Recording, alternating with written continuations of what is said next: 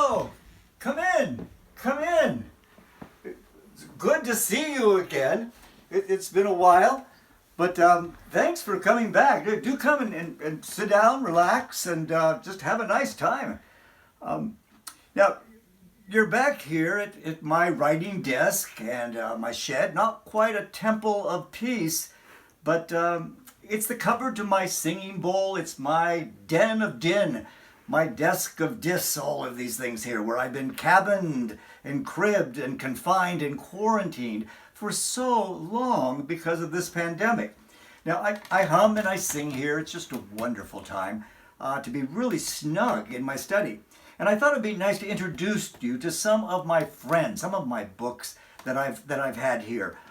In particular, Max Beerbaum was a friend of mine, and he wrote a story about my dating life in Oxford with Zuleika Dobson. And Zuleika was the beauty of Oxford, and we dated and enjoyed each other, and what a treasure, except I had aquaphobia. And so when all of her other suitors jumped into the river, I was the only one left. And she left Oxford and sadly went on to Cambridge, where she is now still doing damage. Nevertheless, having been rescued, I found that I love my warmth, my lamplight, sleeping with my... I had dogs, but they are gone now, George and Zava. And I have my fish, my stuffed fish, and my little beaver. They're just so important to me because they bring comfort. And comfort is good when you have books and pets that are here. Anyway, I am very glad you're here because there are some things that I want to celebrate. And one of them really is the liquid libations that God has given us. And where there is bacon on the rafters, there is wine in the wood. In fact,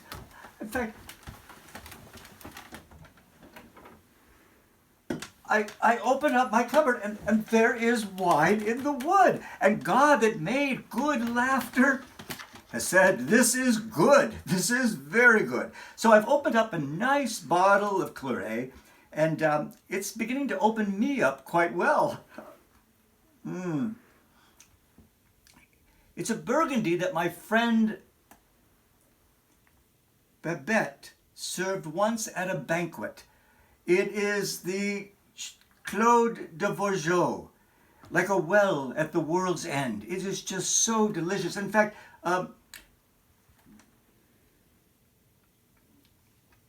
it is quite nice. In fact, you should have a drop if you're going to stay around and listen to me for an hour. You may need the drop after a while that is there. But it's lovely. Now, I also have, just in case, a wonderful Dante Chianti. And the Dante Chianti it's not quite paradise, but it will purge you of your sins. You take just 7 sips and all the little peas are gone from there. But not only that, we find that I have this charming bottle. Oh, that little show de Bourgeot is coming and having its little effect on me. This Shakespeare vodka, you can taste the poetry here. And if you look closely, go in there and you can see the actual author soaked in alcohol enjoying his comedies. So it's very interesting. Shakespeare had a great phrase.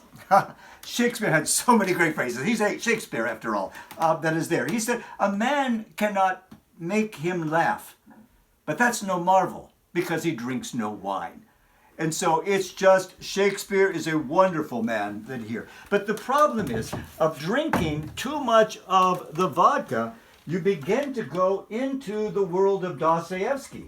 And Dostoevsky will take you to the underground and to places where it's not quite comfortable.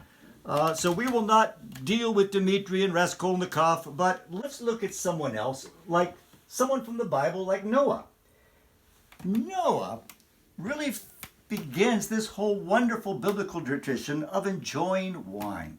We find later on that our Lord turns water into wine. But it is Noah, once he gets off the ark, is the one who plants a vineyard. Now, there's an apocryphal story about Noah as well. He and his wife, Nema, are on the deck of the ark, and all of their pets have gone away. And after 40 days and 40 nights, they're enjoying a glass of wine. And she lifts her glass and she says, I could not have gotten through this without you. I love you. And Noah looks at her and smirks and says, is that you or the wine speaking? And she looks back at him and says, hush, I was talking to the wine.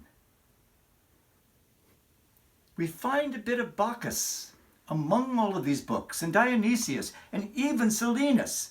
Silenus, that great bald old man who's always falling off his donkey, and he reminds me of a lot of my favorite British humorists. The Vicar of Dilby, Benny Hill, Malcolm Guite. All of these characters bring laughter to me. In fact, I have a book of the best of Malcolm Guite, and it's been quite an inspiration for me. When you open it up, you see some of the best things that he has ever given to me. Oh, and they're wonderful. They're just delightful liquid ideas that begin to permeate and envelop everything that we are. Now, when I think about my writing, I'm inspired by such a man. And I find that many times I encounter writer's block. And it becomes a 3-pint problem. Once I have those 3 pints, I find I can write and pray. But I'm often like the Jesuit who went to his bishop and he said, is it okay if I drink while I'm praying? And the bishop said, of course not.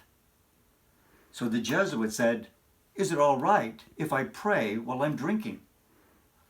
What can he say? It's a gift. Now, my hand wanders among all of these books, and I think that I find all of the different fragrances of the books.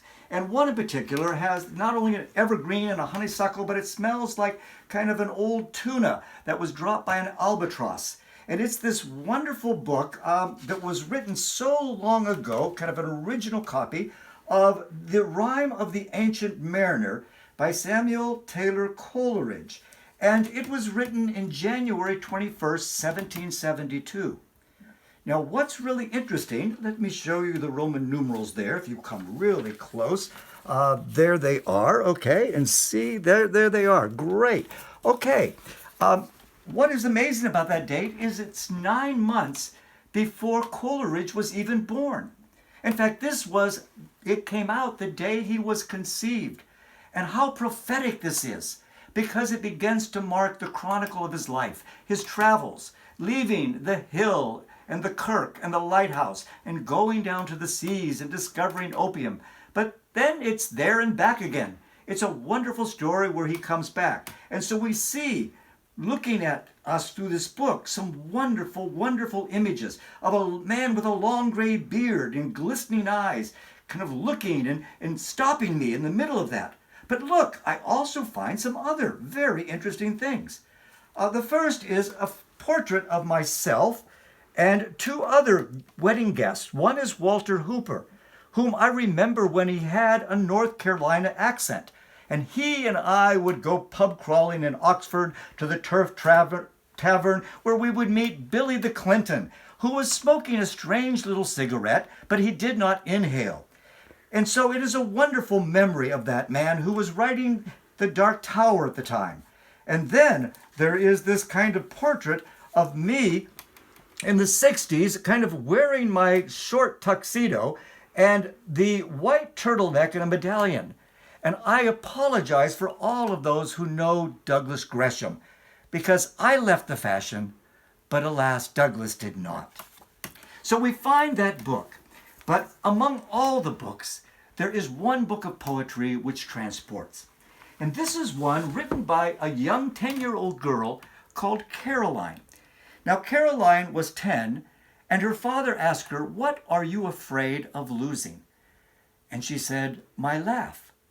Now, she had read C.S. Lewis, and she knew the difference between progress and growth. Progress for Lewis was when a train would leave a station and leave an old station behind. You move on to something else. But growth is like a tree. And the tree, you add rings to the heartwood, to the core that is there. And so you grow and you add to your tastes. And so she was afraid that as she grew into an adult, she would lose her childish ability to laugh. And so we open it up. The illustrations by Deborah Camp on the girl who couldn't laugh. A terrible thing happened one spring when Callie was squirting her pup. A sourpuss aunt interrupted her fun and said, "It's time to grow up." "But I'm only 10 and I'd like to wait."